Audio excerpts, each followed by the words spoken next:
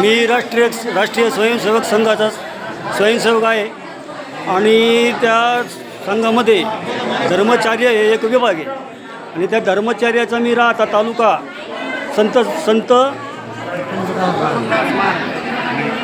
संतांचे जे आपण विचार घेतो त्याचा मी प्रमुख आहे. तर आपल्या समोर आता आशिया खंडातील पहिला सहकारी साखर कारखाना डॉक्टर पद्मश्री विठ्ठलराव विखे पाटील सहकारी साखर कारखान्याचे संचालक श्रीयुत सन्माननीय गोरक्षनाथ पाटील तांबे उर्फ नाथाभाऊ हे देखील आता या उपस्थित आहे. तांबे पाटील, आता ही दिंडी निघालेली आहे दाट बुद्रुक ते श्री क्षेत्र दाट बुद्रुक ते श्री क्षेत्र पंढरपूर. तर तुम्हाला याबद्दल काय वाटतं?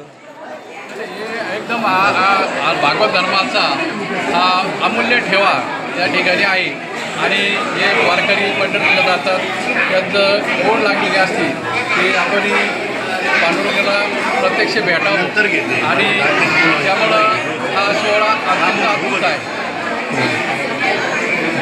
आणि आता काय आता तुम्ही या गावचे प्रमुख असल्यामुळं या दिंडीसाठी काय उपाययोजना केल्या बाबा? समजा आरोग्य असेल किंवा पाणी प्रश्न असेल, काय उपाययोजना? नाही, या दिंडीसाठी भरपूर उपाययोजना चालू असतात. आमचे हरिभक्तपरायण दादा महाराज असतील, हरिभक्तपरायण आप्पासाहेब तांबे पाटील असतील, यांच्या माध्यमातून या दिंडीचा हा सर्व सोहळा या ठिकाणी चालत असतो.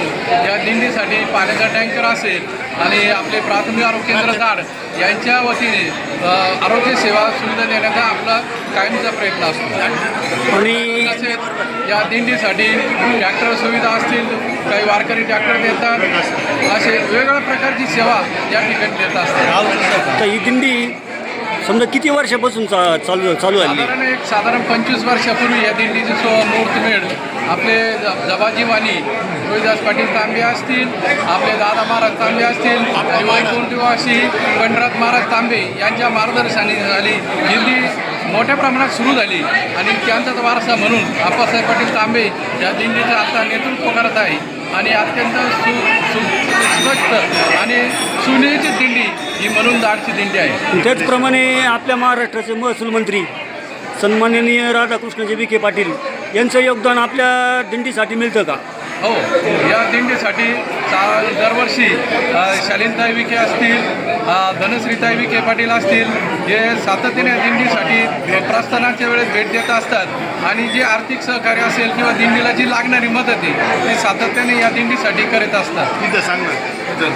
आणि या ठिकाणी पद्मश्री विठ्ठलराव विखे पाटील मठ पंढरपूर येथे आहेत. तर आपली जी संत मुकुंदास पायदिंडी सोहळा आहे हा सर्व पायदिंडी सोहळा त्या मठामध्ये पंढरपूर या ठिकाणी निवासासाठी असतो आणि सर्व मोफत सुविधा विखे पाटील पद्मभूषण खासदार बाळासाहेब विखे पाटील यांच्या आशीर्वादाने आणि राज्याचे जलसंपदा मंत्री नामदार राधाकृष्ण विखे पाटील यांच्या मार्गदर्शनाखाली त्या ठिकाणी या दिंडीचा मुक्काम असतो.